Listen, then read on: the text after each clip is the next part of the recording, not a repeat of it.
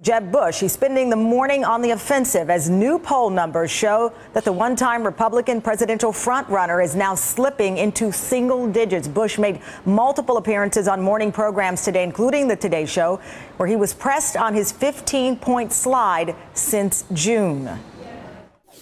After deliberating for a long time, you decide to get in the race right now, and I don't mean to be funny about this. And after several months in the race, you're losing in the polls to the host of Celebrity Apprentice.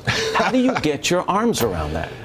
It doesn't matter to me in October, because when we get closer to February, people want to know, does he care about me? Does he have ideas to lift me up? Does he have the leadership skills to fix these things? A new Suffolk University USA Today poll shows Jeb Bush is now in 5th place with just 8%. And ahead of Bush is Marco Rubio with 9%. This is now the third consecutive major national poll since July in which Bush has fallen behind his former protege. Now, Bush gave his own theory about why his support continues to erode on Morning Joe. I think there's a lot of people kicking the tire right now. A lot of anger, a lot of angst. People are really upset with what's going on in Washington for good reason. Look, our team hasn't delivered what was promised. Maybe they overpromised in the election. The president is basically said, we're not going to do anything. Right now, the military's being gutted. We have these huge national security challenges around the world, and the president said he's going to veto the defense bill. I mean, this is the world we're in Washington. People are scratching their heads saying, what's going on? So they're latching on to the people that are clearly the most outsiders.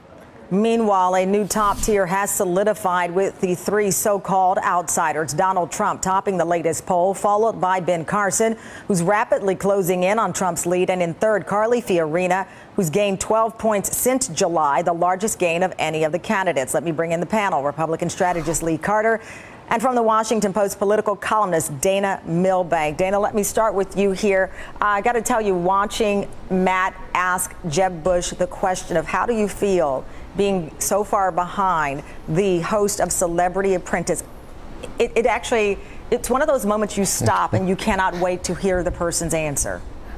Yeah, it was a good question, a less good answer.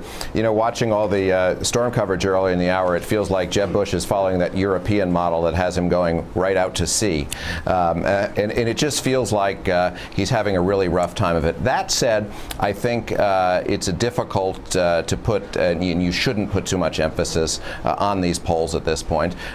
Yes, Donald Trump is still in front with less support than he had previously. Hard to imagine him or Ben Carson being the party's nominee, but ultimately we have to get to a point much closer to when the voting starts, or when the voting actually starts, and there will probably be a decision between one of these outsider candidates and one of these insider candidates, and that's when the real decision is going to be made here. So I wouldn't completely count Jeb Bush out yet, but he's got to find a way to do some better campaigning. Well, Lee, you have this morning on Morning Joe, he was asked about this report in the Washington Post that some donors were putting him on notice, and he says no donor has called me. But there's reporting certainly out there that disputes that claim.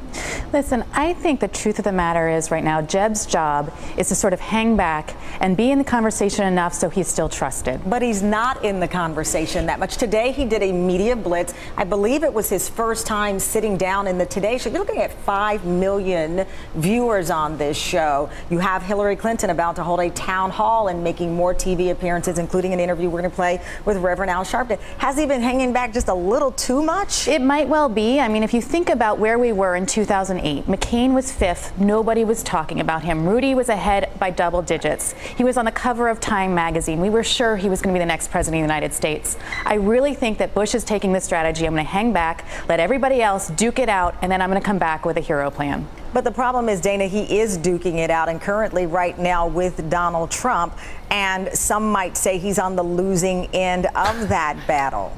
So he is trying to put up a fight. Yeah, I'm not sure it's a deliberate strategy of hanging back. He's just been sort of dwarfed by all the competition here, and he hasn't been terribly interesting. And he did make a pivot a few weeks ago from ignoring Trump to taking him on directly. It seems others in the party are doing that as well. And you have seen Trump's numbers decline relative to the rest of the field from where he was before that second debate. But you don't see Jeb benefiting from that. And he just hasn't been an inspiring inspiring and an interesting candidate. That doesn't mean he won't be, everybody's second choice, and when they've exhausted all the other possibilities, they'll get to him.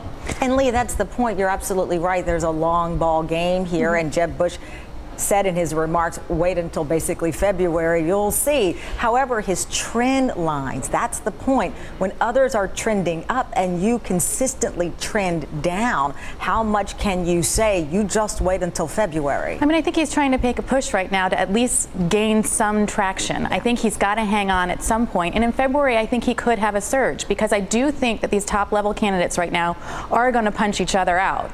And they're going to be able to, I mean, Trump can only do this for so long. Yeah, but take Trump out of the equation. So and Dana, you can get in on this as well. Let's go under the theory that a Trump flames out, as everyone keeps predicting, but Joe Scarborough keeps mocking, saying that every time you say he's gone, he gets stronger. Set that aside. Look at Ben Carson, if we're picking between the outsiders. So you have a Ben Carson and a Carly Fiorina who may fill the 1 or 2 spot. And then you still have Marco Rubio, who the establishment could certainly settle behind. And that still leaves Jeb Bush at third.